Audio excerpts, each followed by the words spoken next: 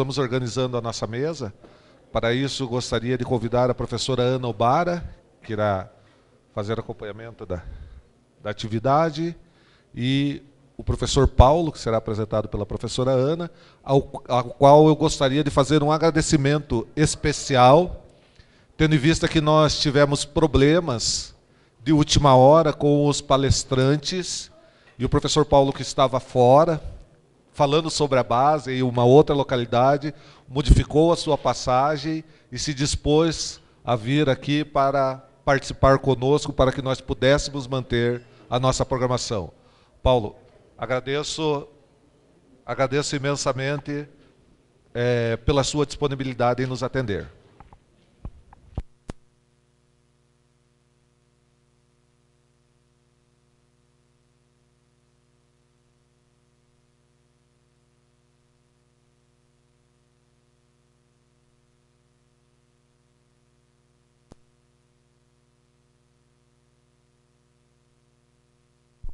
Oi. Bom, boa tarde, meus queridos e queridas, né? Bom, antes de tudo, eu queria aproveitar a oportunidade, né, agradecer ao Miguel, eu queria fazer 3 agradecimentos, né? Sou pró-reitora de ensino da Universidade Estadual de Maringá, faço parte do Progrades aqui do Estado, das Universidades Estaduais do Paraná. Queria agradecer imensamente, né, ao Miguel, nosso anfitrião, que nos recebeu e brilhantemente, né, tudo impecável, Miguel.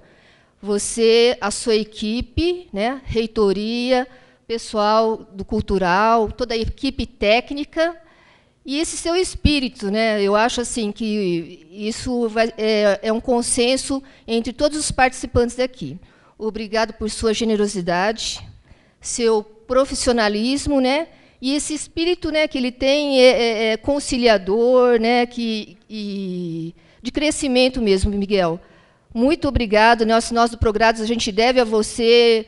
Ele aceitou o desafio. A priori, nós teríamos que estar todos muito no apoio. Mas a competência é tamanha que, na hora que a gente pensa em ajudar, ele tem praticamente tudo organizado, direcionado, né? Miguel, parabéns. Né, vamos fechar, né, com chave de ouro o seu evento. Agradeço as minhas colegas e colega, né, o Mário já foi, o pró-reitor da Unispar teve que sair, se adiantar, a Ana Belomo também teve que sair, Ângela, que brilhantemente foi nossa principal interlocutora na mesa anterior, né, Guerreira, que conjuntamente, né, Regina também. Todas nós trabalhamos incansavelmente, né? Eu falo assim, de fórum em fórum, a gente, cada dia, nós vamos nos fortalecemos. Temos um fórum no WhatsApp, que nós conversamos exatamente o dia todo. Né? Quando alguém comentou, acho que foi a Ângela, que falou o quanto essa dinâmica de fórum fortalece, né, o diálogo, tenham a certeza que sim. Seja, né, no desespero, nas alegrias, nós estamos todos antenados, né? Estamos conectados o tempo todo, e o WhatsApp do nosso fórum, literalmente, vou falar uma gíria aqui, bomba, viu? Porque a gente discute todo o tempo, né? E isso é muito importante. Agradeço muitíssimo, né, a participação de todos vocês, né? Quando nós estivemos na oportunidade no Progrades Sul, em Santa Catarina, né, eu acho assim que foi um momento que bateu aquele desespero, né? Eram tantas as políticas a serem implantadas, grandes representantes trazendo, né, as perspectivas a serem implantadas em cada universidade, e com certeza Progrades Sul, Florianópolis, né, culminando com a eleição aqui do Paraná, do Sul, do Miguel, e também do Nacional, né, que eu já mobilizei o pessoal, que nós, com certeza, estaremos lá em Manaus, né, porque realmente é um espaço importantíssimo, né, eu acho que no contexto sociopolítico de crise, né, que nós estamos vivendo, nós não sobreviveríamos sem esse espírito de coletividade, de integração, de reflexão, né, e discussões que a gente vem vivenciando ao longo desses meses, né? Então, com certeza, né, na nossa Universidade Estadual de Maringá, é o nosso cotidiano esses desafios, E cada vez que eu venho para um fórum, eu falo, comentando com um amigo meu que eu trouxe por esse evento, né? Ele falou assim, nossa, Ana, eu estou preocupada, é muita coisa, né? Eu falei assim, não, de fora em fora vai diminuindo as preocupações e as incertezas, né? Eu acho que faz parte esse processo, esse sofrimento, um pouquinho, a gente sofre um pouco de preocupação, porque a gente tem essa questão da responsabilidade, né? Então, eu me sinto assim confortável e mais segura, porque nós estamos todos juntos no coletivo, né? E foram preciosíssimas as participações hoje, ao longo do dia. Ontem também com a palestra do professor Melo, e com certeza agora do nosso querido professor aqui da História, né, que também vem abrilhantar o nosso evento, o Dr. Paulo Eduardo Dias de Melo, que vai falar um pouco para nós sobre a Base Nacional Curricular Comum, impactos na formação docente. Obrigado, professor, né, por colaborar com essas preocupações que hoje perpassa, né, o futuro da formação docente aqui no Paraná, né. Com certeza é um momento precioso para nós ouvir as suas considerações. Muito obrigada. Boa tarde a todos e a todas. Eu vou ficar de pé para poder apresentar, que eu acho que fica melhor para visualizar. Primeiro, quero agradecer ao Miguel pelo honroso convite que recebi para fazer essa palestra final. Me sinto honrado também por ser um fórum de pró-reitores de graduação. A gente sabe da importância dos fóruns no país, porque são espaços democráticos de discussão sobre temáticas fundamentais da área da educação. Certamente são os fóruns que oxigenam muito do debate das políticas públicas que acontecem no Brasil. E sem os fóruns, certamente, nós vamos ter um asfixiamento, né, desses debates que tem sido agora objeto de um ataque por setores conservadores que estão interessados em coordenar a agenda educacional do país, como a gente vai poder desenvolver na nossa fala. Então, reitero essa importância do espaço público dos fóruns, não só esse, mas de todos os fóruns que se construíram no país nos últimos tempos e que representam, digamos assim, essa seiva da sociedade civil no debate público, né? Eu organizei a minha fala muito mais num tom de reflexão e algumas indagações e indicações de problemas relacionados ao currículo. Ela é muito informada sobre o campo da teoria do currículo e particularmente da história do currículo. O meu lugar na atuação no campo curricular foi como elaborador de currículo. Eu já participei da elaboração de currículo lá nos PCNs, na educação de jovens e adultos, em outras prefeituras municipais, né, sempre na minha área de atuação, que é a história. E, recentemente, fui participar de um processo de elaboração curricular que foi abortado durante ainda a sua constituição, que foi o Pátria Educadora. Houve um momento durante a gestão Dilma em que a SAI desenvolveu o documento Pátria Educadora, aquele primeiro documento bastante desastroso, né, digamos assim, para dizer o mínimo, mas havia um desdobramento do documento com a possibilidade de uma discussão curricular. E aí foi constituída uma equipe junto à SAI, ao mesmo tempo que a base era desenvolvida no Ministério da Educação, com todos os atropelos e problemas que a gente sabe que caracterizou o processo de elaboração do documento. E eu participei do documento da Pátria Educadora na parte curricular. Esse documento nunca foi divulgado, ele foi simplesmente esquecido em alguma gaveta, né? A segunda momento de fala, eu vou tentar desenvolver alguns elementos básicos e controversos da BNCC, com destaque as questões relacionadas ao processo de elaboração e a concepção de, principalmente, alguns pontos controversos do documento relacionados à concepção de currículo e outros elementos que têm sido criticados no documento que agora já está na segunda versão e que está em debate. E, por fim, alguns cenários possíveis de impactos na formação do professor. Então, e agradeço também a vocês terem a paciência de, depois de um excelente café, de uma ótima música, ainda estarem aqui para ouvir e participar dessa discussão comigo aqui. Espero que seja interessante para todos. Vou começar por uma coisa bem óbvia, né? Que ainda que largamente muitas pessoas aqui já tenham né, assim, uma experiência muito ampla sobre essa discussão, mas é sempre bom revisitar as discussões sobre o que é um currículo, afinal, como é que se analisa esse documento e se existe ou não a possibilidade de construção de um currículo ideal, principalmente quando se pensa num caráter nacional. E se pensa num caráter nacional obrigatório, tal qual é a Base Nacional Curricular. Bom, em primeiro lugar, todo mundo sabe, o currículo ele tem múltiplas dimensões, né? A teoria do currículo devassou essas múltiplas dimensões do currículo, mas eu vou me ater aqui essencialmente a uma ideia básica. Eu vou analisar o currículo como documento. Enquanto documento, ele é um texto verbal, né? E enquanto texto verbal, ele vai definir concepções que são estruturantes daquilo que a gente organiza como conhecimento ou a cultura a ser transmitida ou veiculada na escola e que se organiza tradicionalmente como se constituíram os códigos disciplinares. Se diz os objetivos, se fala das metodologias, se fala da avaliação, né? E basicamente essa é a estrutura que compõe um documento curricular.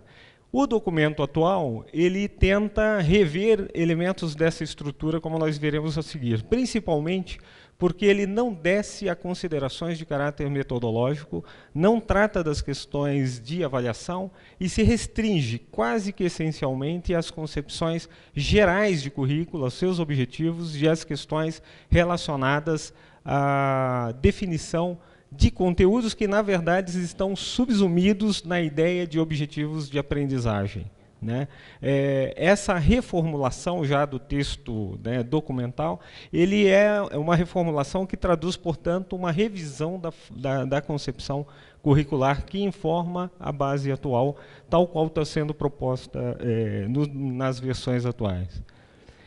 É importante dizer que se trata de, sempre quanto documento, ele tem um caráter de oficialidade, de formalidade, e ele sempre tem um caráter prescritivo. Houve tempos dentro da teoria do currículo que se falava muito nas intervenções no currículo construído pelos sujeitos, nas narrativas curriculares e várias outras formas de currículo que acontecem no contexto real das escolas, né? Das subversões, das novas reconstruções ou recontextualização de currículo no chão da escola, por exemplo. Mas todos os autores também não deixam de reafirmar a importância estratégica e a força do currículo formal, do currículo prescritivo, que é aquele que é feito pelo Estado, ou seja, que emana do poder público e que vai direcionar o trabalho escolar, em particular quando se trata de educação básica. Então, todo o currículo ele tem essa vertente, e é uma vertente que não pode ser desconsiderada no debate. O fato de ter um documento escrito, né, que pode ser, evidentemente, recontextualizado, reelaborado, reconstruído, por formas de conflito e resistência até dentro da escola, ele não diminui a força do currículo prescrito. E aqui, no contexto que nós estamos, eu tenho sempre me preocupado e junto com muitas pessoas sobre qual é a dinâmica dessa força do currículo prescrito que está sendo elaborado com a Base Nacional Comum Curricular. Bom, essencialmente a gente sabe que todo currículo é feito pelos órgãos do Estado. Nesse caso, a gente tem um currículo nacional que está sendo elaborado pelo MEC e que vai estar sujeito ao Conselho Nacional de Educação, mas que, durante o seu processo de elaboração, procurou incorporar uma certa polifonia, a voz do professor, a voz dos especialistas e técnicos de Secretaria de Educação, nos diversos níveis da federação, e, além disso, especialistas das diversas áreas de conhecimento, além das universidades e outros segmentos e entidades científicas. Ele tentou dar um pouco, né, um caráter polifônico e democrático no processo de construção e de elaboração. Agora, esse é um elemento essencial para a gente entender, porque essa polifonia ela não é necessariamente harmônica, né? Pelo contrário, o que a gente percebe é que há muito mais dissonâncias e sobreposições de vozes e disputas, né, entre os instrumentos aí dessa orquestra do que exatamente uma afinação, uma mesma melodia que está sendo tocada. A ideia é de que a forma como é elaborado o currículo é tão importante quanto o produto final deste documento. Ou seja, o que a gente está considerando aqui, que o processo de elaboração é também um elemento definidor, né, daquilo que vai se expressar como documento curricular. No caso aqui, vou acrescentar, logo a seguir a gente vai ver uma das falas de um dos deputados do Congresso Nacional, há uma tentativa do Congresso Nacional de trazer o debate da Base Nacional Curricular para dentro do Congresso, em particular na Câmara Permanente de Educação da Câmara dos Deputados. Então, há uma voz, né, quer dizer, há um sujeito, né, institucional e um grupo político dentro desse espaço institucional buscando ser o sujeito de articulação final do documento curricular. Bom, é evidente que todo currículo tem fundamentos, e esses fundamentos, falando genericamente e teoricamente, bom, onde eles estariam? Estariam basicamente na legislação educacional, que é uma legislação extremamente ampla. No Brasil, nunca houve uma sintonia, pelo menos os estudos históricos sobre currículo mostram isso, entre, por exemplo, a elaboração de diretrizes e currículos. Às vezes, as diretrizes correm atrás do currículo e não o currículo atrás das diretrizes. Foi o caso, por exemplo, dos parâmetros curriculares nacionais, que o MEC elaborou parcialmente o documento dos parâmetros antes mesmo do Conselho Nacional elaborar as diretrizes para os parâmetros, né, que é uma coisa, assim, sempre quando eu falo a esdrúxula, né, quer dizer, o Conselho foi chamado para fazer diretrizes para um currículo que já estava em andamento, né, e agora nós vemos novamente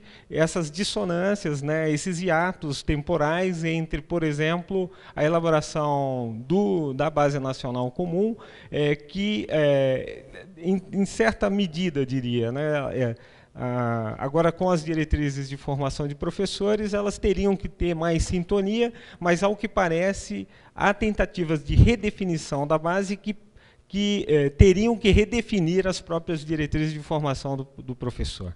Né? Uma delas, agora a professora Olinda me chamou a atenção, numa notícia que saiu no blog do Freitas, né, que talvez vários colegas conheçam, que é o do Luiz Carlos Freitas, da Unicamp, que dá conta de que há uma portaria do Ministério da Educação enviada para o Congresso Nacional em um acordo para acelerar a aprovação do PL 6840, que é aquele PL da reforma do ensino médio, e que, dentre os seus artigos, ele faz uma alteração da LDB, e na alteração da LDB ele vincula a formação dos professores a uma estrutura curricular do ensino médio. E a estrutura curricular do ensino médio, do jeito que está na BNCC, ela prevê uma única via de formação. Mas no PL 6840, ele prevê várias terminalidades. E prevê também a vinculação da formação do professor a essa base do ensino médio, o que significaria que teria um impacto mais forte ainda a base nacional, né, junto com o PL 6840, que eu convido todos a lerem, sobre a formação de professores, que certamente dialoga, mas pode impor uma leitura e uma interpretação sobre as diretrizes que pode ser, digamos assim, bastante polêmica, no mínimo, né, em relação a como ela vai ser interpretada ou implementada na sua prática. Todo currículo como documento não vale nada. Eu digo estritamente porque eu participei da elaboração do documento da EJA, e sempre quando eu pergunto para as pessoas, você leu o documento? Né? As pessoas, não. Né? Pô, mas não leu, né? Ninguém lê. Assim, as pessoas não pegam um fim de semana alegre, ensolarado, para hoje eu vou ler a Base Nacional Comum Curricular. Né?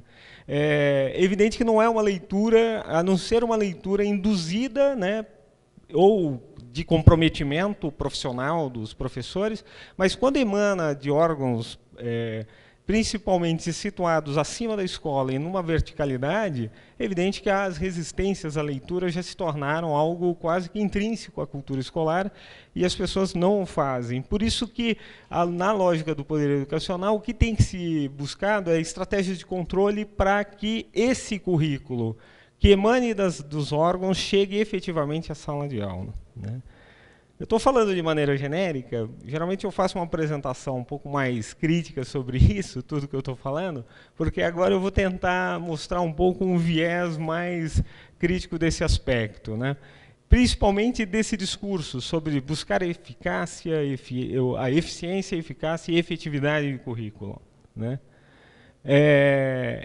Esse esquema é uma tentativa de visualizar o que poderia acontecer num conjunto de atuação de currículo, né? Eu já tinha pensado nisso em relação aos PCNs, mas basicamente a ideia é, você faz um currículo, mas ele tem que chegar na sala de aula. Para ele chegar na sala de aula, ele envolve, né, uma política de implementação curricular, isso o Rimeno Sacristã, no seu livro O Currículo, já falava, mas, essencialmente, aqui, a ideia que eu trago é um pouco simplificar um tanto o esquema, mas de realçar alguns elementos que são fundamentais para que o currículo chegue efetivamente à sala de aula. E isso vem sendo implementado, ao menos desde os PCNs, com resistências e truncagens, assim, conforme a dinâmica da própria educação brasileira definiu para o processo de implementação.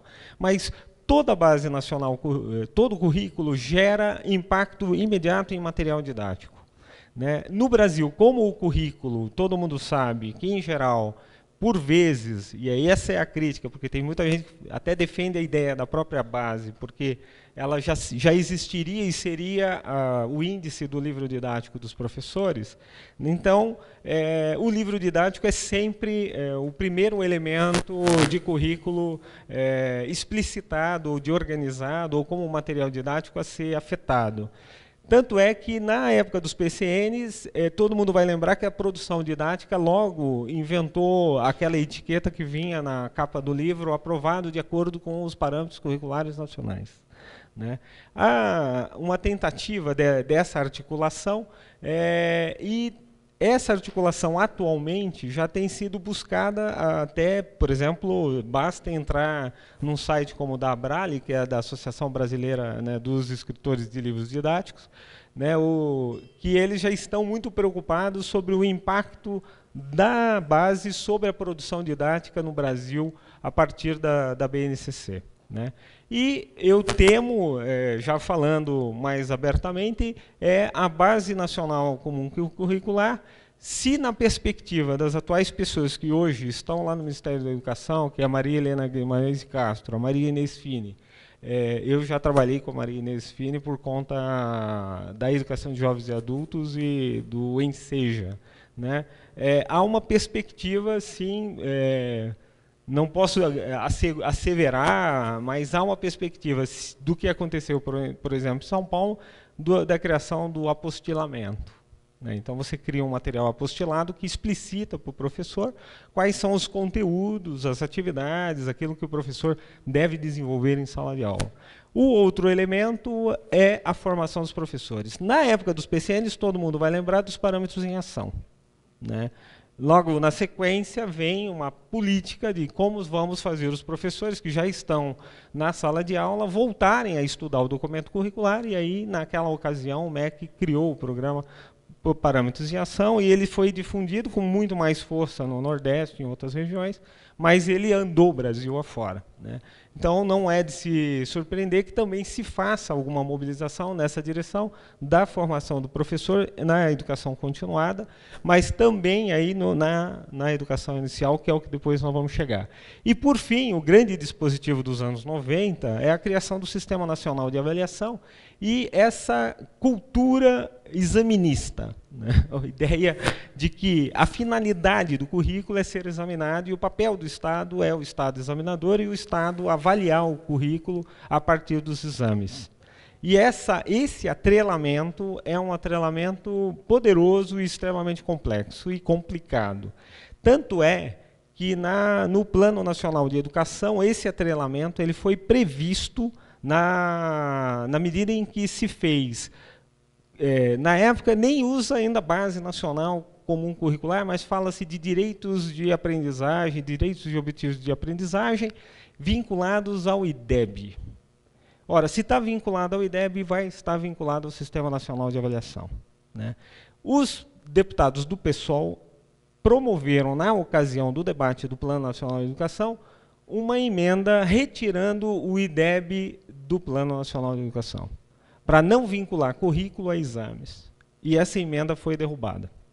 E aí foi mantido o texto com esse vínculo que faz com que o exame esteja articulado. O currículo, na verdade, é o que muitos falam, é o exame que é o currículo, né? É o currículo examinado que passa a ser o currículo efetivado.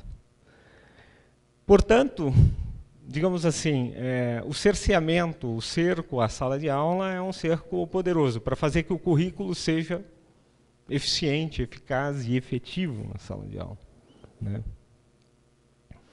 Bom, o que a teoria do currículo diz é que boa parte do que eu falei até agora cria uma impressão muito falsa de neutralidade, de que nós estamos discutindo, portanto, um documento técnico e que nós temos que nos deter, no momento, as questões de ordem operacional sobre como devemos implementar essa base, que é o que muitos, né, por exemplo, eu citei aqui os produtores de materiais didáticos, já estão fazendo. Eles não estão interessados tanto na discussão sobre o mérito ou a concepção curricular.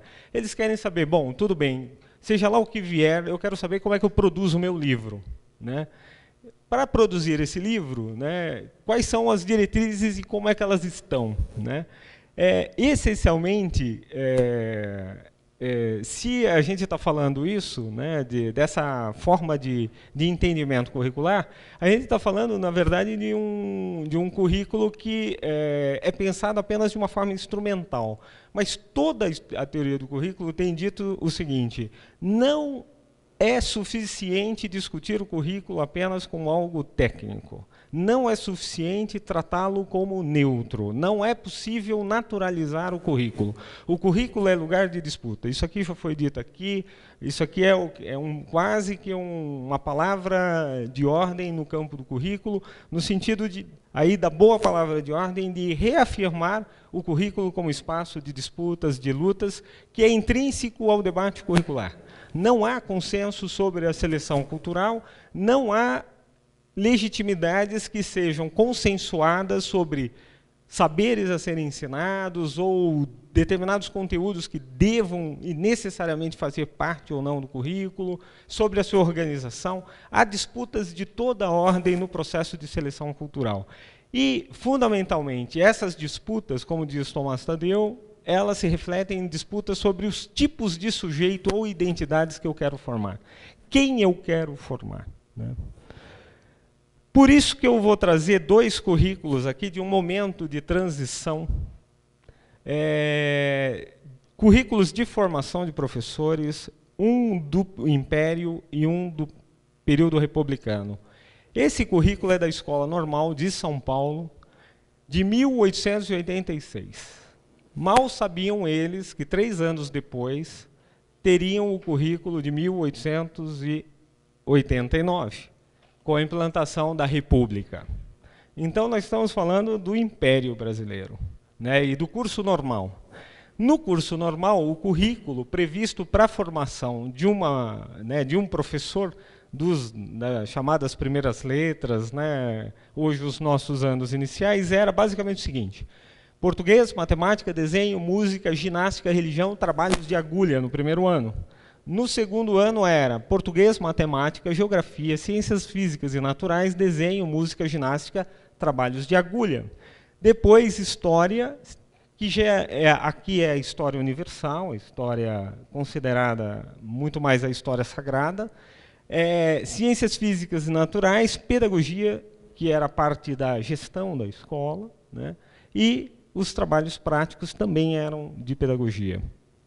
Vocês veem como a gente tem uma disciplina aqui, especialmente, que ela é muito importante, na formação do professor, e que eu alguém aqui fez trabalho de agulha?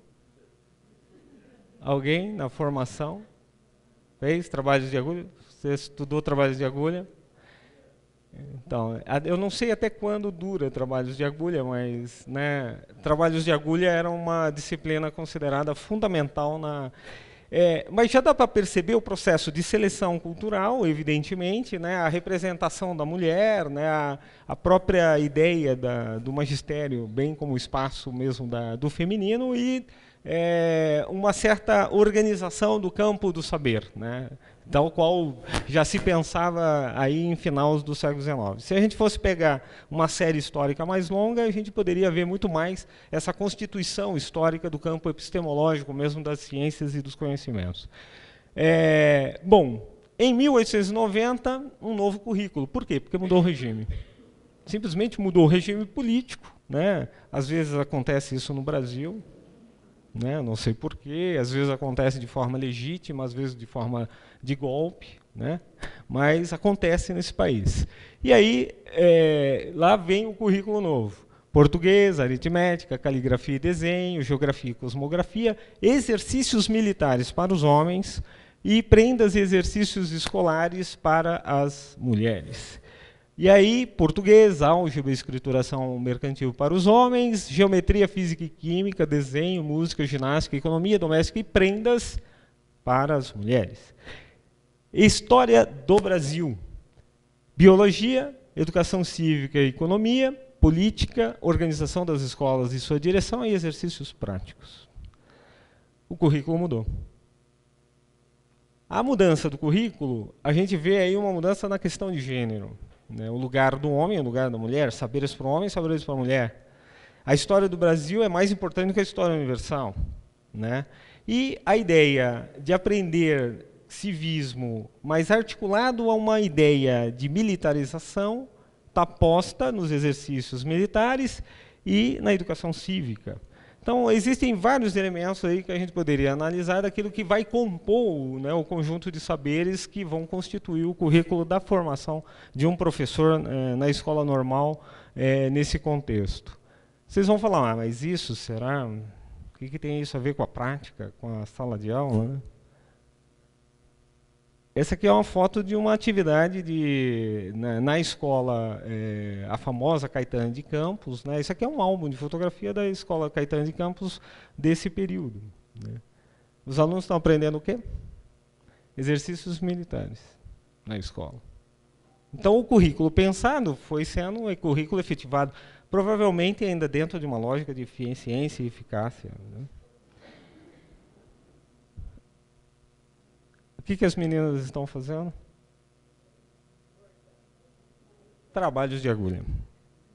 Né? Então, se a gente pegar claramente aqui o que eu estou querendo dizer, quer dizer, o currículo ele chega, ele chega com muita força no contexto escolar. Né? E a professora ali, as alunas com todo o seu material didático apropriado, né? Material para aula de costura. Essa sala é uma sala extremamente ordenada, é a grande sala a gente vê aqui bem o modelo escolar. Né? Currículo é lugar de disputa. Esse aqui é um artigo, na verdade um editorial do Estado de São Paulo, que foi publicado em 2010, só para vocês terem ideia já das disputas e suas raízes. Né? Eu só vou ler um trechinho, porque não dá tempo de alongar, mas só para vocês verem o debate sobre essa questão da diversidade. Introduzidas no currículo do ensino médio para afirmar teses politicamente corretas ou em resposta a pressões ideológicas e corporativas, disciplinas, era o que entendia o Estadão, como cultura indígena e cultura afro-brasileira, estão agravando as distorções do sistema educacional brasileiro. Não bastasse a dificuldade que já enfrentam para ensinar aos alunos as disciplinas básicas, como português, matemática e ciências, ao serem obrigados a lecionar disciplinas criadas com o objetivo de resgatar a dívida histórica com a escravidão e a dívida social com os povos da floresta, muitos professores acabam perdendo o controle de seus cursos, transformando-os em verdadeiros pastiches de informações ideologicamente enviesadas. O inchaço do currículo acarreta graves problemas, compromete a adoção de novos projetos pedagógicos, obriga os professores a reduzir a carga horária das disciplinas básicas para lecionar as novas matérias e acarreta desperdício de recursos, pois as escolas têm de produzir material didático. Por exemplo, produzir material didático sobre, né, as temáticas afro-brasileiras, indígenas, é um grande desperdício de recursos, né? Esses problemas tendem a perpetuar a má qualidade da educação brasileira, como deixa claro o desempenho dos estudantes brasileiros nas provas e testes internacionais de avaliação do conhecimento. Com uma alfabetização e uma formação deficientes, eles estão sempre nas últimas colocações. Para o Estadão é claro o diagnóstico, né? A nossa má qualidade se deve à introdução das temáticas da diversidade na escola. Simples assim. Só isso. E é desperdício de recurso público, né? Eles esqueceram, inclusive, que tem as universidades dando curso de formação de professores nessa área. Aí é mais desperdício ainda de recurso, né? Para ser irônico, desculpem, né? Por favor, né? Aqui é o debate sobre gênero. No Plano Municipal de Educação, tudo o que está em vermelho ali é o que negou referência ao termo gênero nos planos, os planos estaduais de educação, que vetaram a referência a gênero no texto. Portanto, o currículo é histórico. Em momentos de transição, as disputas se acirram e existem disputas muito fortes postas na sociedade brasileira, né? Eu só estou citando duas aqui, as questões raciais, étnico-raciais e as questões de gênero, mas elas se alastram, né, do ponto de vista dos componentes do conhecimento escolar, né? Deixa eu ver se eu consigo vou colocar o microfone, né? Esse aqui é o Rogério Marinho.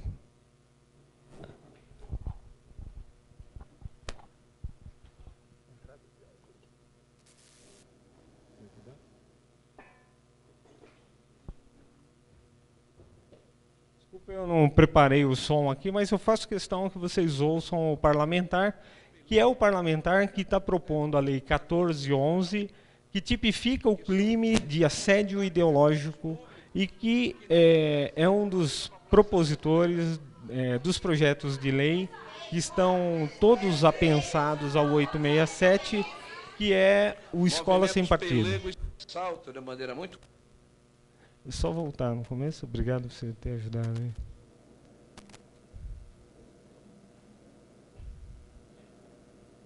Pode. No projeto do BNCC, se ressalta de maneira muito clara que são os movimentos sociais que têm importante papel na definição das diretrizes da aprendizagem e desenvolvimento que fundamenta a elaboração do BNCC. Ora, movimentos sociais quais? Os movimentos pelegos, que foram até há pouco tempo apaniguados pelo governo federal, que são repositário de recursos públicos, que não representam a maioria da população brasileira.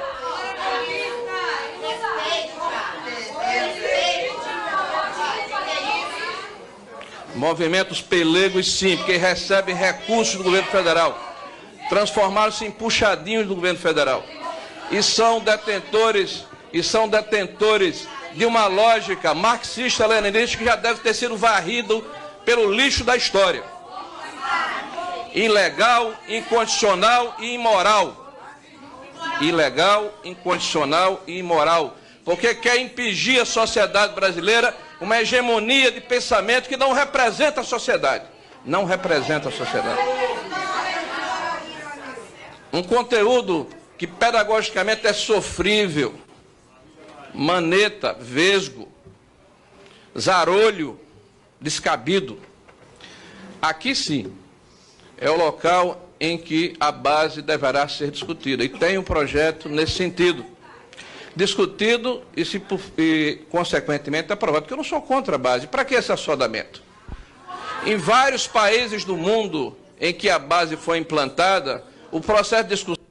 Eu convido depois vocês a assistirem, quem ainda não teve oportunidade, todo o debate sobre a Base Nacional Comum Curricular nessa audiência pública.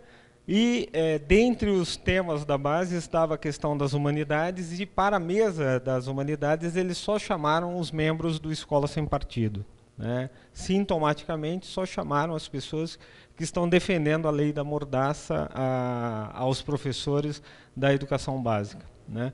Esse é o deputado Rogério Marinho, do PSDB do Rio Grande do Norte, que é um dos... Ele era... Agora eu não lembro quem mais é o presidente da comissão, mas ele foi presidente da comissão até o presente, né?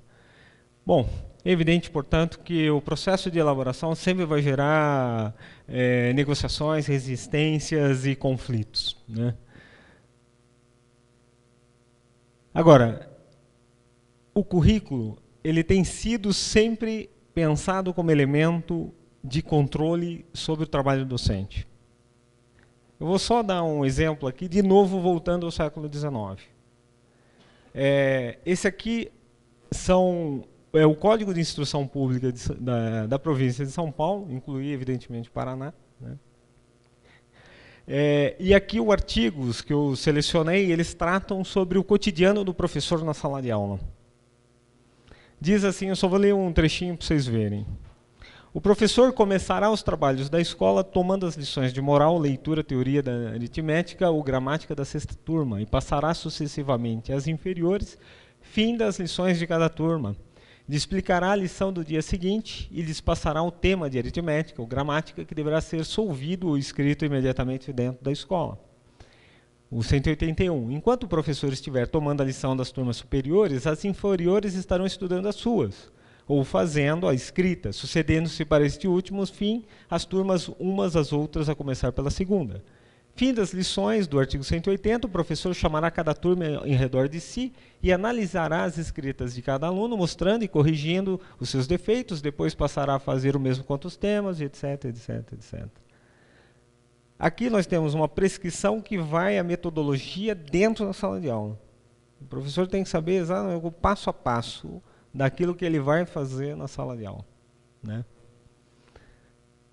Portanto, discussão sobre currículo nessa perspectiva não é tão inovadora, assim, vamos dizer assim, né? A revista Nova Escola publicou muita coisa sobre a Base Nacional Curricular e eu destaquei esse daqui que eu acho que é um pouco, na minha opinião, uma atualização do 19 aqui. Só que um pouco mais light. O que um currículo nacional ideal deve ter? O que o professor deve ensinar? O que se espera que todos os alunos saibam ao final do período escolar? Como fazer para que se conheça isso ao longo dos anos? Como os conteúdos devem ser organizados no espaço, as disciplinas e no tempo, nos anos de ensino, para que as aprendizagens esperadas sejam alcançadas? As estratégias das quais o educador deve lançar mão para que a turma aprenda o que é esperado e as condições necessárias para tal. Orientações didáticas com exemplos de atividades para a sala de aula e como avaliar os estudantes. É basicamente a ideia do que está se construindo como são essas plataformas educacionais, como fizeram no Rio de Janeiro a Cláudia Costin com a Educopédia, como alguns anunciam que o MEC deve transformar o portal do professor, né? Um prêt-à-porter de aulas, todas elas já estruturadas, ou como diria o Cláudio Moura e Castro, o ensino estruturado contra o construtivismo improvisado, né?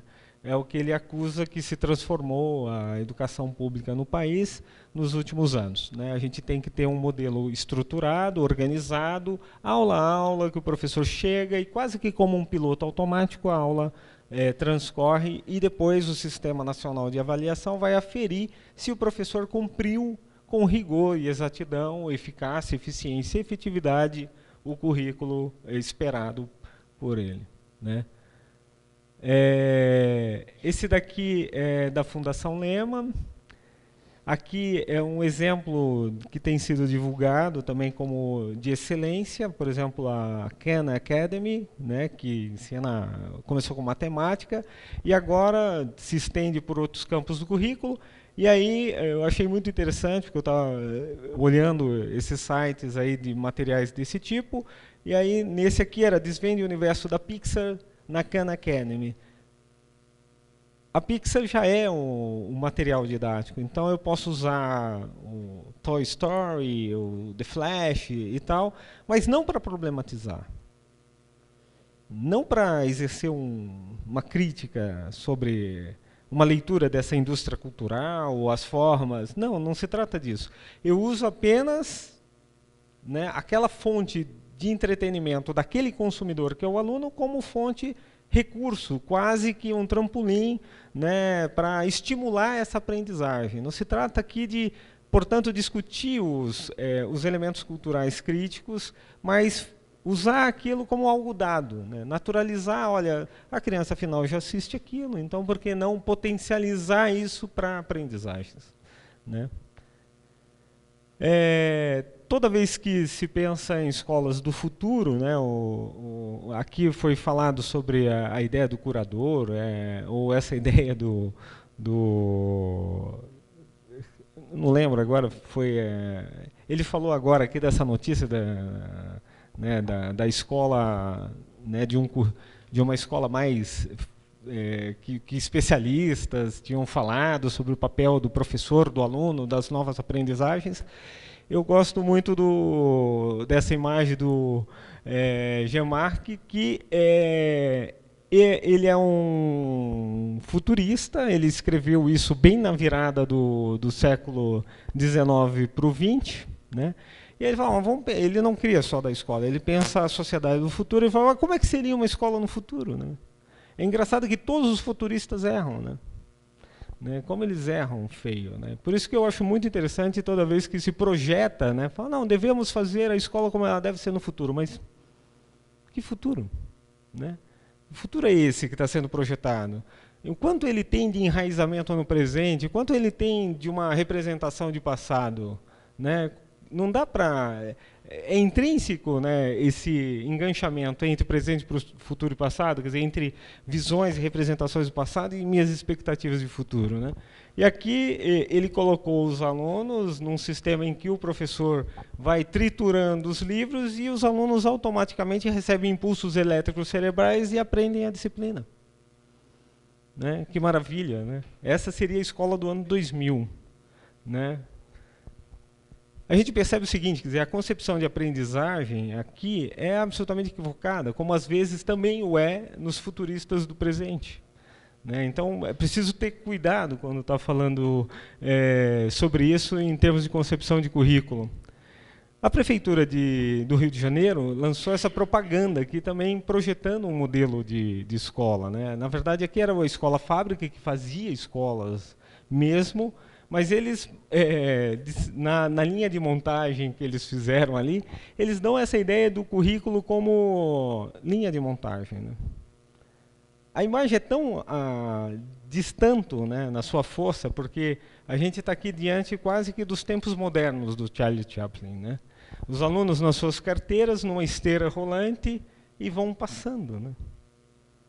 Na hora, por que não? Um currículo de aprendizagens mecânicas, né, em que você assegura a todos um mínimo necessário, né? Então é uma representação muito forte dessa ideia, né, de que estamos criando o futuro, né, criando um cidadão, né, dessa forma, né, com eficiência. Bom, ainda tenho tempo de... Não quero... Só para... Tá.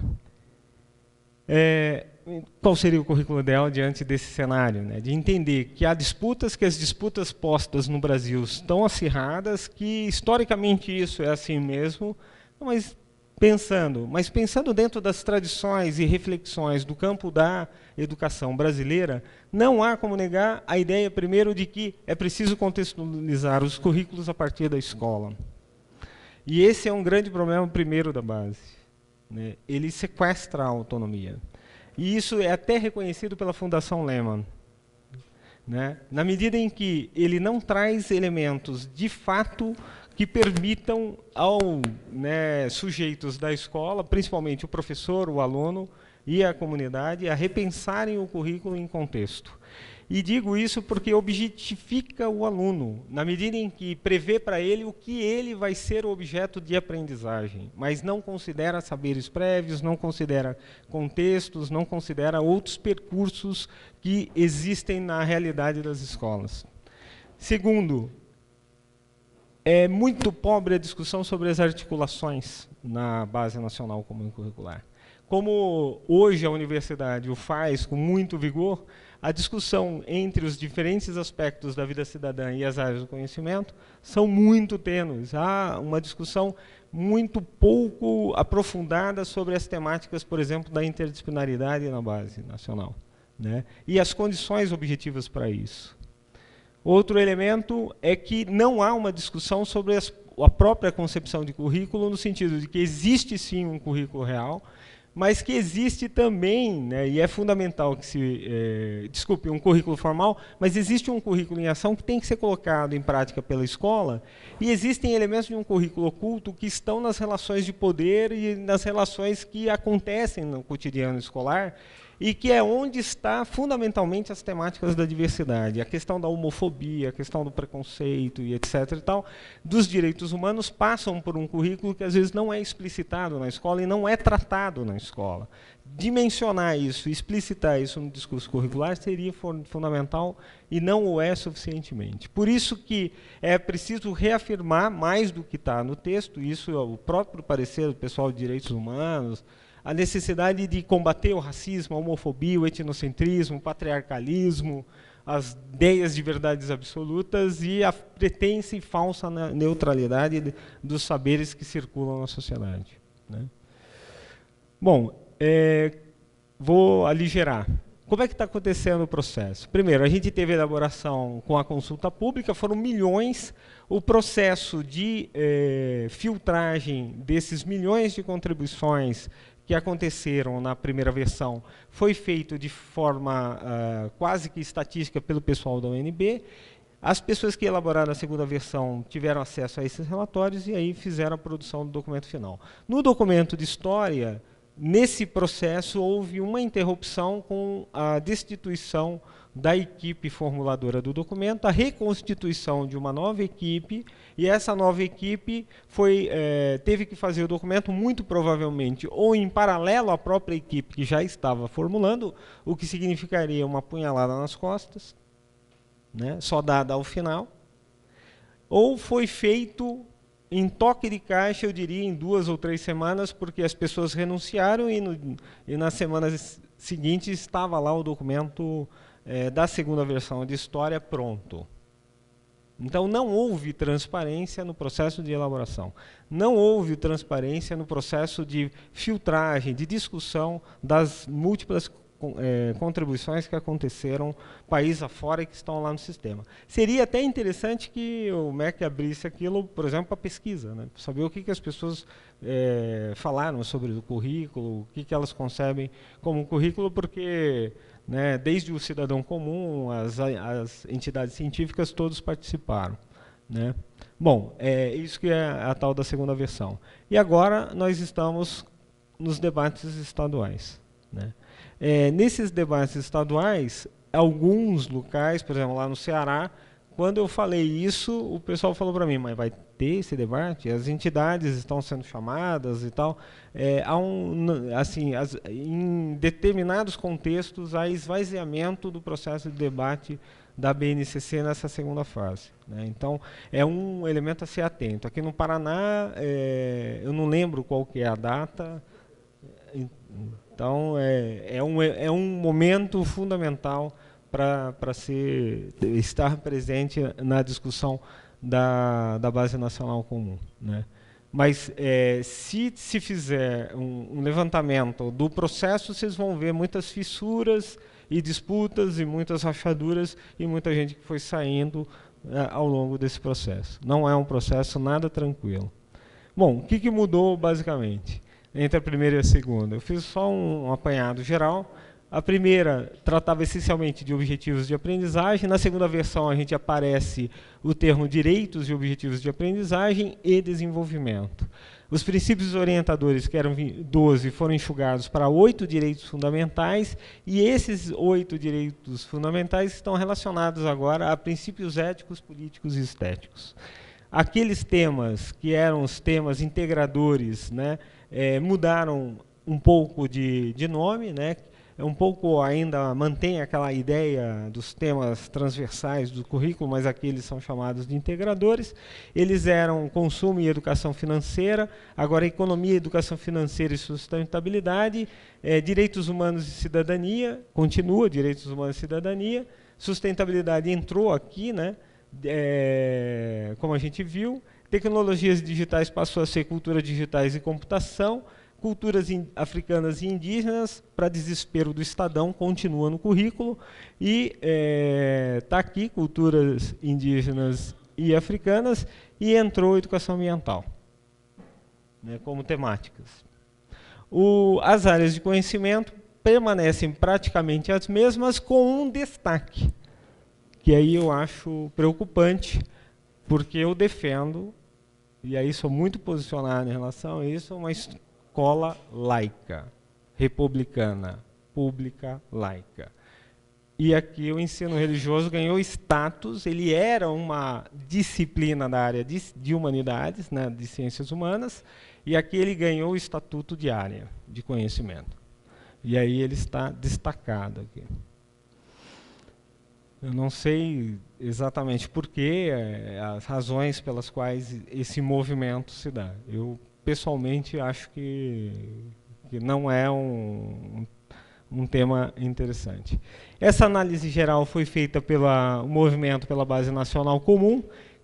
O movimento pela Base Nacional Comum, que é um movimento patrocinado por um conjunto, um pool de organizações, né, que são mantidos por empresas, várias delas vocês devem conhecer, né, Instituto Península, Instituto Ayrton Senna, Fundação Lema, o SEMPEC, etc. e tal, né, essas instituições que existem no país. Eles reclamam ainda da extensão.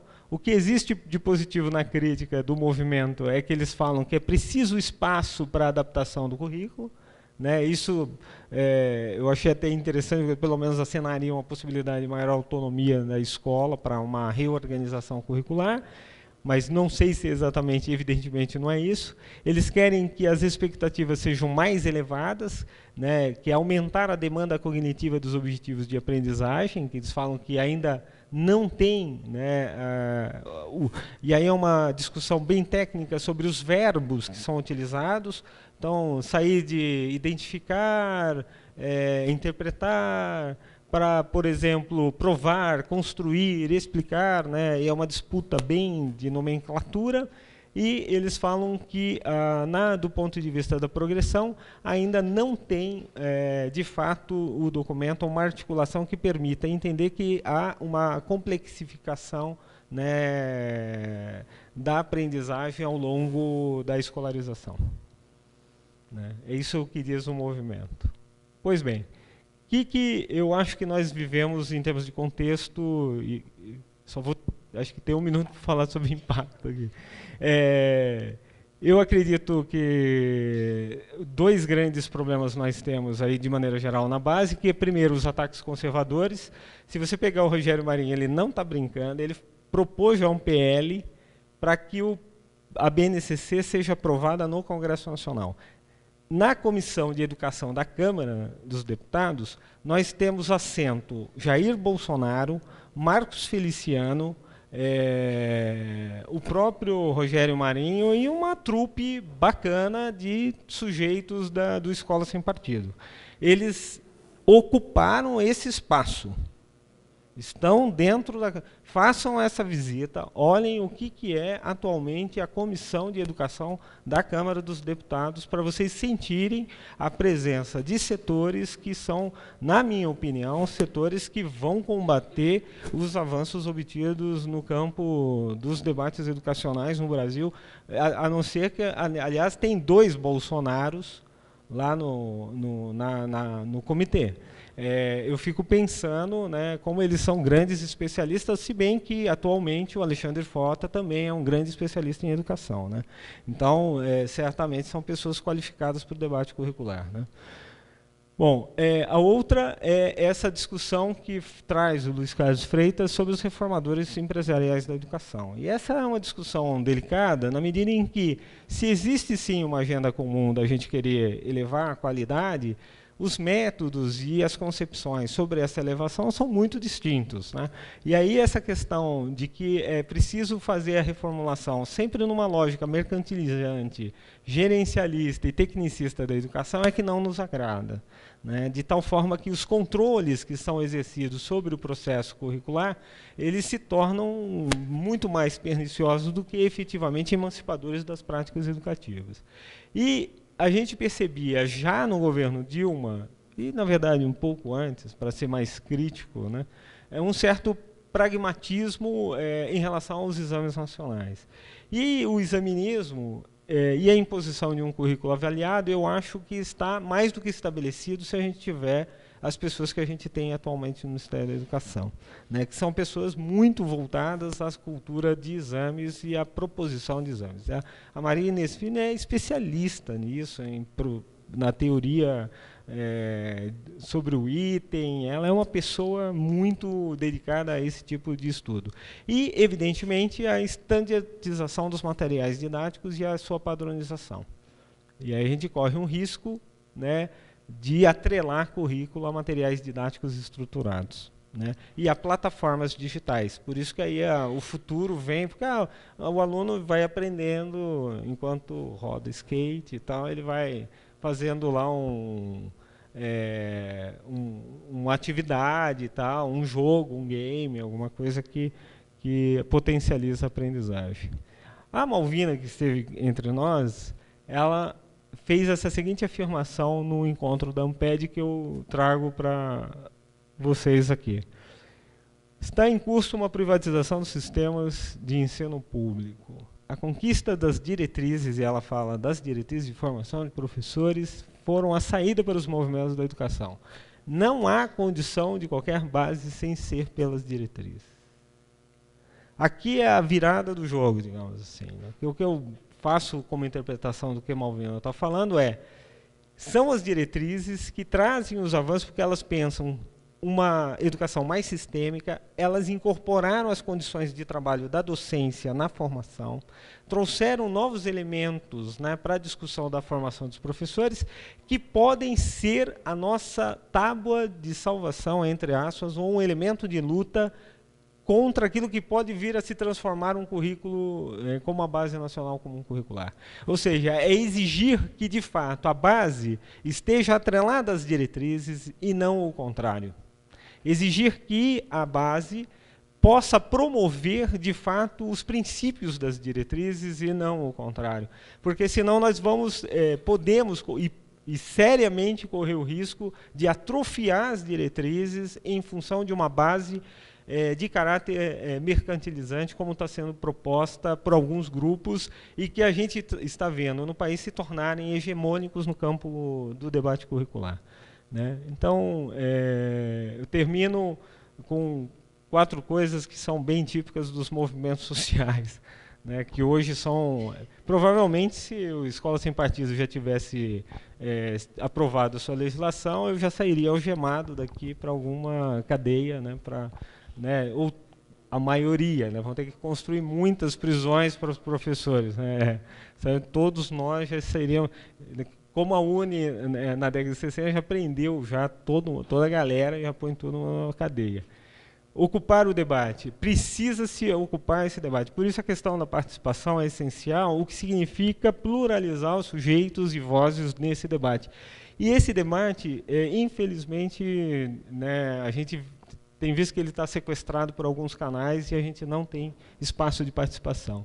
É preciso organizar a resistência. Principalmente, o que eu entendo é essa lógica de organização da linguagem, até do léxico, a partir do campo econômico, né? é uma coisa que sempre me incomoda, essa discussão de pensar resultados, eficiências, metas e objetivos, sempre numa perspectiva que vem de empréstimo do campo econômico. Avançar nessa discussão pensando formas de articulação e que mudem o quadro da educação. Quando, por pior que fosse o Pátria Educadora, eu acho que havia muitos problemas, ele pensava o currículo dentro de um sistema nacional de educação, que hoje está parado. Não tem lei de responsabilidade educacional, não tem uma discussão sobre carreira nacional docente, não tem mais discussão sobre reformulação, o pré-sal para a educação, e assim por diante. A gente está perdendo o debate sobre o Sistema Nacional de Educação. E o currículo estava atrelado a esse debate, e hoje a gente não vê mais essa discussão. Há uma operacionalização, né, do debate. Por isso que precisaria avançar nessa direção. E defender um currículo que, na verdade, traduza uma discussão sobre uma educação pública, gratuita, de qualidade, socialmente referenciada, republicana, democrática e profundamente laica, que empodere o professor. Né, e, por isso, se for dizer, para encerrar em termos de impacto que a gente vai ter sobre as diretrizes, que possível, né, a gente defenda as diretrizes naquilo que ela tem de avanços fundamentais e que aponte para a base aquilo que ela deve se constituir como um documento norteador do Brasil, né, já que, digamos assim, é algo que já está dado. Então, muito obrigado. Eu aproveito para dizer, fora escola sem partido, fora a lei da mordaça, e sugeriria que as entidades, e fora Temer também, que eu não coloquei ali, que esqueci, e sugeriria que durante o debate da lei da mordaça, porque não tem outro nome para dar para esse famigerado projeto do Escola Sem Partido, que a gente organize, isso porque eu sou secretário da Ampul Nacional, a gente está mobilizado nessa direção, que durante o debate da audiência pública, que infelizmente está sendo proposta pelo Cristóvão Buarque, lá, que é o relator, e convidou um bando de gente esquisita para discutir, se faça uma paralisação nacional para protesto contra essa legislação que vai criminalizar o professor, já está criminalizando, porque o Escola Sem Partido já entrou na escola. Né, já há um clima de perseguição, de suspeição e de achacamento aos professores em sala de aula por muitos alunos, e isso está na educação básica, mas já está também com seus tentáculos no ensino superior. Né, e é preciso a gente ficar atento. Muito obrigado, desculpe pela delonga aqui. Muito obrigado, professor. Nós temos ainda 5 minutos. Não. Helenita. Esse momentinho. Professor, agradeço muitíssimo, uma visão bastante crítica, né? Eu acho que é importantíssima, né, essa visão do professor no contexto das discussões que nós tivemos ao longo do dia, né? E pena que não vamos ter tempo, né, mas porque muito obrigada. Não, eu chamo a atenção da Helenita, porque a Helenita debutou aqui hoje. Como a Helenita é pró-reitora de ensino de Cascavel, né? Eu queria enfatizar que depois, antes de eu ir embora, por favor, vamos tirar uma foto com a Helenita, né? E lembrar que, né, a Lilian esteve conosco todo o tempo, né? Está presente ainda nas nossas discussões do fórum, né? Mas agora 100% aprovada a presença da Helenita no nosso grupo, tá bom? Obrigada. Gostaria de passar aqui também, Paulo, um agradecimento especial. Obrigado. Muito obrigado. Uma lembrança. Ana, querida. Muito obrigado. Obrigada. Muito obrigado. Bom, só assim antes de nós entrarmos ali na última parte, que prometo que seremos breves, o Paulo estava preocupado se ele daria conta da missão. Eu diria que nós começamos e conseguimos terminar num alto nível, as nossas apresentações. É claro que sou suspeito em falar, né, porque o pai da criança sempre vai achar o filho muito bonito. Mas, Paulo, pode ter certeza que as tuas contribuições elas foram fundamentais e elas irão nos dar muito suporte para aquilo que nós iremos escrever na nossa carta. Muito obrigado. Gostaria de convidar o professor Lucídio para que viesse até à frente aqui. Prometemos que nós seremos bastante rápidos, só para nós fazermos aí, ó.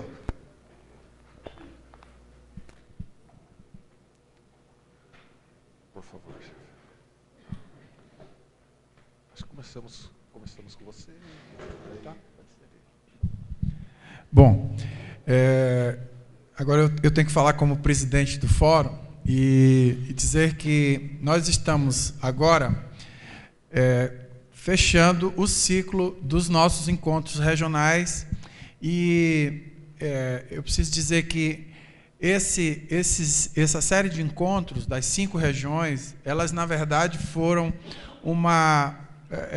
esses temas eles foram escolhidos a partir de um desdobramento do tema nacional. O Plano Nacional para a Graduação, aquele documento que norteia e que tematiza as discussões, que tematizou as discussões dos fóruns regionais, eles foram discutidos, ele serviu como base para nós definirmos os temas das regionais, mas a partir do próprio desdobramento do documento. E o documento ele tinha 5 eixos, ele tem 5 eixos. Um deles é a formação de professores para a educação básica. O outro tema aqui do Forgrade Sul. O outro foi a qualificação de professores para o ensino superior, que foi o tema do Forgrade Norte, em Santarém. Tivemos a EAD e as TICs, né, as tecnologias de informação e comunicação, no ensino superior, que foi a temática do Forgrade Centro-Oeste. Tivemos a avaliação do ensino superior, combate à retenção e evasão e a permanência no ensino superior, que foi o tema do Forgrade Sudeste. E tivemos ainda, deixa eu ver aqui quem eu esqueci.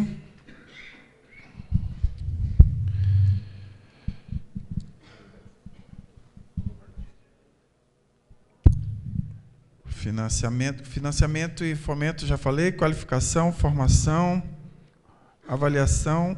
Avaliação do ensino superior, já falei, então falei os 5, né? Esses temas, a ideia era que nós destacássemos um aspecto desse como pano para discutirmos o plano nacional, e agora nós vamos, então, a Manaus, no Fórum Nacional, fazermos, então, essa culminância, vamos dizer assim. A nossa ideia, a nossa pretensão é que em Manaus nós voltemos a pautar cada um desses temas, mas agora como uma forma de, a partir das cartas, nós sintetizarmos algo em torno de uma proposta de política nacional para a graduação. Por quê? Porque nós entendemos que nós precisamos ter um documento que seja aquele documento pelo qual nós vamos continuar fazendo a nossa interlocução com as outras entidades que trabalham com o ensino superior. Então, com o MEC, com o INEP, com o Conselho Nacional, e a ideia é que esse documento seja sempre aquilo que nós vamos entregar a essas entidades e ter esse documento como a nossa base de discussão, de interlocução, e ver até onde nós podemos chegar. O encaminhamento que eu entendo que foi muito importante, porque ele surgiu daquilo que nós discutimos aqui nesse fórum, foi a ideia de nós fazermos um evento interfóruns. Não é? Parece não. A mim ficou muito claro da necessidade de nós nos reunirmos com os outros fóruns das outras áreas, né, pesquisa e pós e da extensão. E hoje pela manhã o próprio presidente, né, o professor Marcos, da extensão, já acenou com essa concordância dessa ideia de nós ainda este ano podermos fazer, e eu penso que isso vai nos fortalecer, não só como um fórum de graduação, mas como um fórum que trabalha com toda a educação, especificamente com a educação superior, com o ensino superior, mas como representantes da área da educação. Então, nós não podemos, eu acho que, deixar isso de fora. Isso, inclusive, deve ser algo destacado nessa carta de Ponta Grossa, porque eu entendo que isso vai fazer com que essa nossa pauta seja ampliada com esses outros nossos colegas, né, dessas outras áreas de gestão, e quem sabe a partir daí ter uma nova, ou ter novas visões e ter novos pontos de pauta, e com isso fortalecer esse movimento ao redor daquilo que nós buscamos, que é o aumento dessa qualidade. Queria então terminar dizer que ratificar mais uma vez, Miguel, de que de fato nós tivemos aqui um encontro que se manteve, se mantém como um movimento, e é essa, acho que a nossa alma, né? Essa é a alma do fórum, e vai ser aquilo que nós vamos levar cada qual de volta às nossas instituições. Essas inquietudes vão nos manter interligados, quer seja pelo WhatsApp, quer seja pelo e-mail, quer seja pelo telefone, quer seja por carta, vai nos manter ligados a essas pautas, e com certeza também vai subsidiar a nossa rotina, o nosso cotidiano como docentes e como gestores. Então, eu queria agradecer muito, em nome de toda a direção nacional, a acolhida.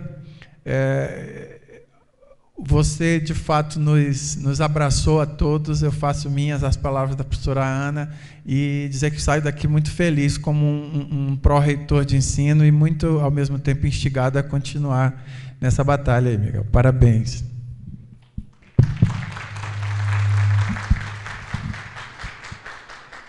Agradeço ao professor Lucídio, que tem sido mais do que um presidente, um companheiro aí desde do momento em que nós definimos a gestão para esse ano, acompanhou todas as nossas demandas, que antes do fórum nós fizemos aí um pré-fórum, que foram algumas questões políticas, e a presença dele nos trouxe muita força também nas demandas e nas nossas reivindicações, porque eu sempre falo algo assim, né? A gente sempre pensa, deveria pelo menos pensar a universidade a partir do ensino, mas como é difícil tratar sobre graduação na universidade.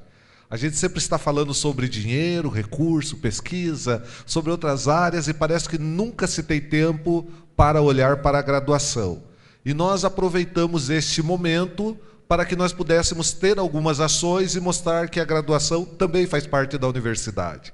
E que, enquanto graduação, nós precisamos, sim, de fomento que seja voltado para a graduação, porque esse entendimento que PIBIC, porque nesse momento, quando o aluno recebe PIBIC, aí trata-se como graduação e não como pesquisa. Quando o aluno recebe uma bolsa da extensão, trata como graduação e não extensão. Eles são realmente nossos alunos, mas nós temos demandas que são específicas da graduação.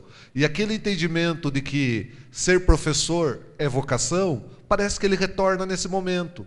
Porque sempre que a gente precisa fazer algo, a gente tem que pedir favor para os nossos colegas, para que a gente consiga desenvolver os nossos projetos de graduação. Então, quando o projeto começa a amadurecer, aquela pessoa sai para qualquer outra atividade, a gente precisa recomeçar. Então, a nossa vida é um inteiro recomeçar. Muitas vezes, sendo difícil, nós conseguirmos ter uma pauta, termos alguma conversa com os gestores, assim como as outras áreas têm. Não se trata de inveja, mas a gente quer uma situação de igualdade. Então, o professor Lucídio nos acompanhou durante todo o pré-fórum nessas nossas reivindicações, que acredito que nós temos avançado bastante. Nós conversamos, e aí, confesso, eu também estou debutando no evento, confesso que nós tentamos fazer as anotações do que foi falado aqui, mas acredito que tentar ler uma carta nesse momento seria algo prematuro. Nós temos um bom esboço aqui, nós vamos nos debruçar no final de semana. Foi feito, nós ficamos com os slides e também com a filmagem. Nós vamos fazer um relato, e aí eu vou encaminhar para todos os e-mails de vocês. Só que assim, nós temos um prazo para que a gente possa mandar a nossa carta antes do Fórum Nacional, que eu vou retornar aqui para o professor Lucídio para ele fazer o convite, reforçar a data do Nacional, que ele acabou não fazendo o convite do Nacional. Eu acho que eu fiz muito no boca a boca, né? Mas agora, mais uma vez, o Encontro Nacional do Forgrade, dias 31 de agosto, 1 e 2 de setembro, na Universidade Federal do Amazonas, em Manaus. O tema vai ser o Plano Nacional para a Graduação, e nós vamos discutir o plano agora, já em sua totalidade, buscando atualizar esse plano ao atual momento. Por isso, é muito importante as cartas das 5 regionais e aquilo que nós vamos tratar lá em Manaus, para que nós possamos fazer também uma proposta de documento que reflita o mais fiel possível o sentimento que nós temos em relação à necessidade de uma política nacional para a graduação. Muito obrigado. Então, eu até peço desculpas, o pessoal do PIBID fez um adendo que eu entendo que é fundamental constar na nossa carta, porque nós tivemos... Desculpa, eu vou interromper o Miguel só para voltar a reforçar. Quando nós realizamos o Forgrade Sudeste, a própria professora Alessandra participou também de uma mesa em que nós tratamos do PIBID. Naquela altura, nós tínhamos um momento ainda muito mais crítico, não é, professora? E ficou definido na Carta de Petrópolis um documento do nosso fórum de apoio ao PIBID. Isso foi feito, foi encaminhado ao fórum e, claro, nós entendemos que é uma manifestação, mas eu penso que são as manifestações que definem as nossas posições. Quer dizer, nós temos que fazer isso, nós fazemos, e eu acho que é importante que isso seja novamente aqui reiterado, porque fazendo isso demonstra a nossa ideia, o nosso posicionamento diante de todas essas ações que estão sendo feitas e que estão ameaçadas. Agora, ficou mais claro que o que nós precisamos, para além do... O PIBID é um excelente exemplo de que nós precisamos defender, são esses princípios, como o professor colocou aqui e outros expositores fizeram o mesmo, né? É preciso a defesa desses princípios e das conquistas, dos direitos que já foram assegurados e que parece que estão agora sofrendo ataques que podem vir a matar todos esses e a retirar todos esses direitos. Não, só para destacar que houve esse encontro paralelo, como nós havíamos citado, acho que isso só fortaleceu ainda mais os nossos debates. Houve a possibilidade de conversar com a Alessandra, até porque a ideia é realmente otimizar nesse momento de contingenciamento. Quer dizer, à medida que a gente consegue ter as pessoas, a ideia é realmente reunir esforços. E só para deixar registrado, foram 22 coordenadores do PIBID, representando 19 instituições de educação de ensino superior públicas, federais, estaduais, comunitárias e privadas, sediadas em 4 estados, sendo 9 delas do Paraná, 6 de Santa Catarina, 3 do Rio Grande do Sul e 1 da Bahia. Quer dizer, e foi um evento assim gestado quase na véspera, muito rapidamente, que demonstra o empenho das pessoas, o acreditar por uma causa, o gostar daquilo que se faz, o lutar para que não se perca aquilo que foi historicamente conquistado. Então, pode ter certeza que vocês, mais do que o nosso respeito, podem contar conosco, com o nosso apoio. Eu repassarei a carta para que nós possamos registrar isso na Carta de Ponta Grossa. Um último tema que gostaria de salientar, e esse é com certa tristeza que eu saliento, porque por diversos momentos nós tentamos nos aproximar com as pessoas que estavam na gestão da base, por entender a importância das instituições de ensino superior discutirem a base, tendo em vista que nós estaremos formando pessoas que irão aplicar, e que é justamente aquilo que você tem demonstrado aqui. E nós fomos surpreendidos por mais de uma vez, e infelizmente infelizmente por um lado, Paulo, porque tivemos a possibilidade de te ouvir. Eu não sei se seria tão bom ouvi-los como nós tivemos a possibilidade de te ouvir. Mas, infelizmente, por outro lado, porque não é a primeira vez que nós convidamos enquanto pró-reitores, e não se trata de um convite do Miguel, não se trata de uma frustração do Miguel, mas se trata de uma frustração enquanto classe. Eu não sei se foi o perigo do debate, o que foi, mas nós tivemos 2 negativas, e uma já com passagem emitida para as pessoas, ela confirmou pela manhã e à tarde falou que não viria mais para a discussão. Então, me preocupa bastante. Eu sou uma pessoa sempre otimista, mesmo no momento do ano passado, em que o prazo era bastante curto para que nós discutíssemos a base.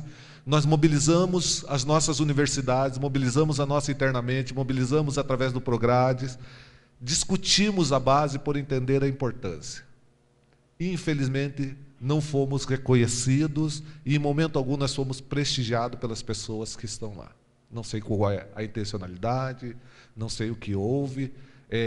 Particularmente, eu faço parte da comissão estadual que está discutindo a base, demonstrei esse descontentamento, registrei esse descontentamento, e o evento ele vai ser protocolar, até porque ninguém sabe o que vai acontecer. Isso, para nós, e falo isso com muito pesar, porque a professora Olinda, que é do nosso fórum, preside o nosso fórum de licenciatura, ela teve um esforço hérculo que nós realizamos, e parece que tudo isso foi jogado no lixo. E aí, quando você demonstra esse vídeo, que já foi amplamente circulado também, e a pessoa simplesmente fala, vocês não têm legitimidade para nada, quem compreende isso somos nós que vamos discutir. Infelizmente, eu não consigo reconhecer a base.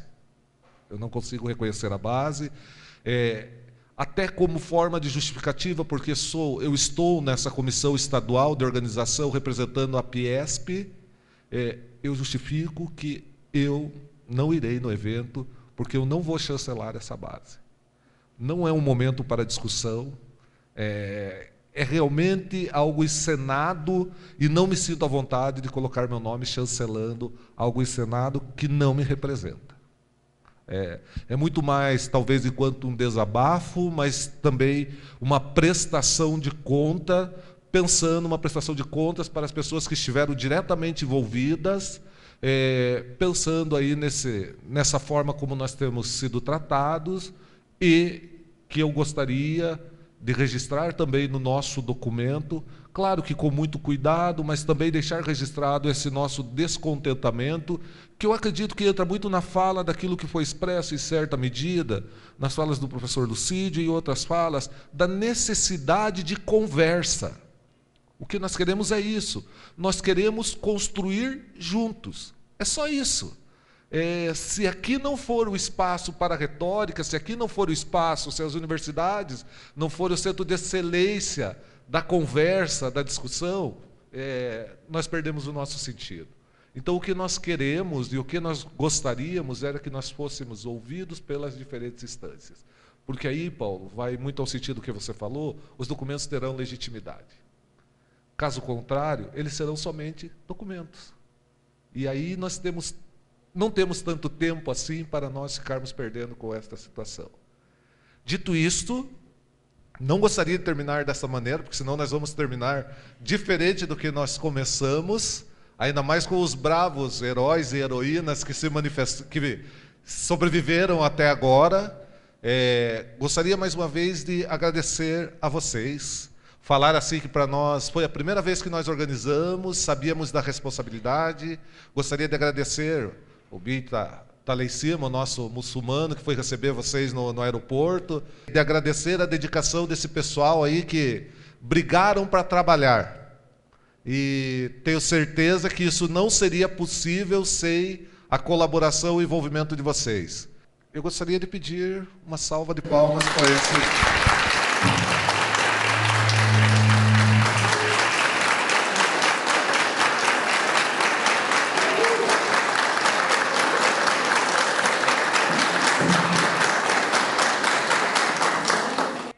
Porque, estou pedindo essa salva de palmas, porque assim, reconhecendo a importância de cada área, mas para mim é muito entristecedor quando se fala assim que o serviço público, as pessoas não trabalham com qualidade. Para nós que somos do serviço público, isso machuca bastante, porque é a nossa casa, é a nossa vida. E essas pessoas, elas são do serviço público, já alguns há bastante tempo, outros estudantes do serviço público, e demonstra assim que o serviço público ele pode ser e ele é de qualidade. E isso pode ter certeza que se nós não fizermos melhor foi porque não foi possível nesse momento, mas que a gente tentou fazer o nosso melhor para vocês.